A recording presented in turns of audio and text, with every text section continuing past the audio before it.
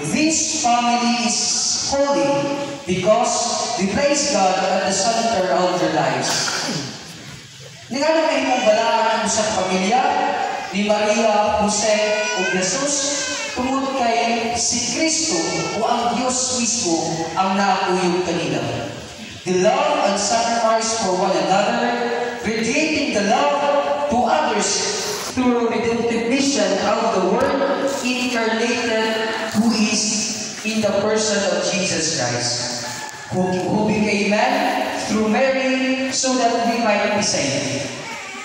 God was the center of their family, guiding them to love one another unconditionally, without limitations and boundaries. This is the best way to sustain love, even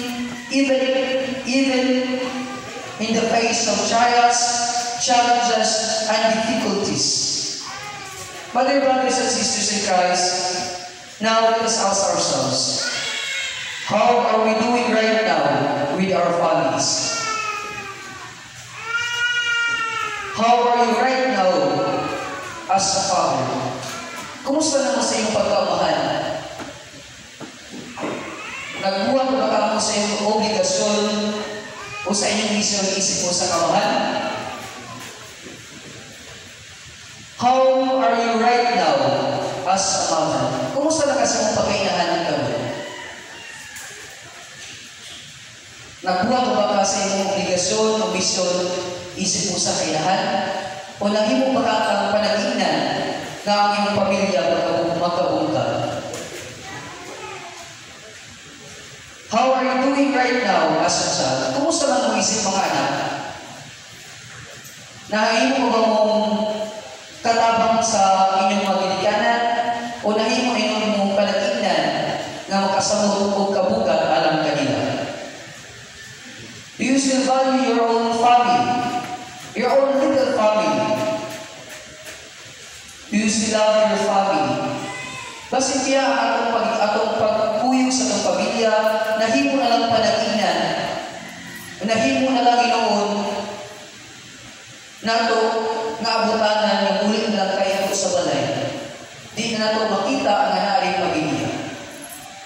Kaya wala nato nabati ang guman, o sa baka itong mga kakulian. Or basin kaya nahimo kang unsay tutlo karon sa kalibutan. The world teaches us separations sa usa ka paagi through divorce. Nung ipasaka karon sa itong kamagabalaon sa Pilipinas, nagabong balaon ng divorce. Uyon ba ka na divorce? Para unsa? Para asa kaning divorce. Nakatong balikan ang pamilya o yung basic nga simbahan o gamay nga simbahan iya sa itong gatiliban, which is ang usa ka bata, ang usa ka pamilya mamahimugso ang tinuod o ang gamay nga simbahan. The word teaches us adultery, unfaithfulness, pagpagabit. Uso na kung di ka magpader, mapwede rin ay may uso na. Unfaithfulness, dili ka ba lumakontento sa unsay anak kaniya, which is magdala na mahimong masiparate ang pamilya. Or the word teaches us separation of through vices such as alcohol or drug abuse. Nahimo ang drug abuse o alcohol kapag palagi sa mga vices, nahimo mapaniginan, kadaghan kay mga hitabo nga din maayo. Such as rape, kay wala na sa sakto nga pamanahon. Pagpatay, kay wala na sa sakto nga pamanahon. Or even gossiping, o ang pagka marilis na ito sa itong mga silingan, ngayon hinundan nga makapalayo ka nato nato sa Diyos o makapabungkag nato sa uwang pamilya. Kaya usahay yung good matong pa ni Pope Francis Francis, ano siya? Imbis 10 commandments lang, nahimong sa 11 karon. Sa unsa ka paagi, pinaagi din mo ang pagpanglibang. Kay ginahinay ni mo, bungkag o patay ang isip ka tao. That leads us away from acting rightly and prayerfully.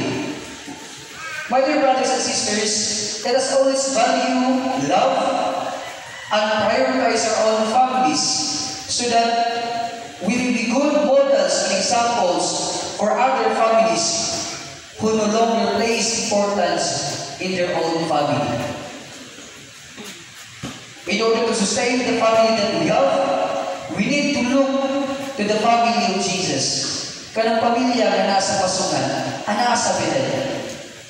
Simple, pobre na pamilya, apan anaa ang panagiusan. We must be united in love for God and in obedience to His will. Magumpa, walay forever sa tao nga bitter, pero naay forever sa tao nga better. Buot pasabot, wala may forever atong mga tao nga puro ra kagpagdumot, puro ra kasuko. Di ka pa lumig, mawagin forever niya. Pero niya itong pamilya o niya itong tao na kabalong may uma, kabalong pasaylo, kabalong maluoy, aduna niya ay forever. Kung asa na ito ni makita na ito kinikaroon sa pamilya ni Jesus, Maria o Jose. Nabisan sa kalisod sa kasinatian, kapakiyasan ng mga sinati, there is still forever. Kita lang mga tao yung nawalay forever, pero naay forever sa Diyos. Kaya kita ang tanan, gibuhat sa Diyos, ang mag-adto sa iya. Ang kita ang tanan, mahibalik nandito sa iya. Huwag naay forever nandito sa Diyos. Kita ang mga tao, ang dili makarecognize na naay forever. Kung sa itong pasyan ang pamilya mismo ni Jose, Jesus o Maria. If we have love and obedience to God's will, then we will fight for and recognize the value of our own families because we know that God is with us. The Emmanuel. Problems, trials, and difficulties are certainly part of the challenges that families face. In every problem we encounter, we can find the deeper meaning of being a family. The more problems and trials and difficulties arise, the deeper the love of each family member will grow. Because we know that the family of Jesus, Mary and Joseph, who are the true model of family life, is with us. The challenge then is to put God at the center of our own families so that we become a holy, sagrada pamilya in our own little ways, in our own little family.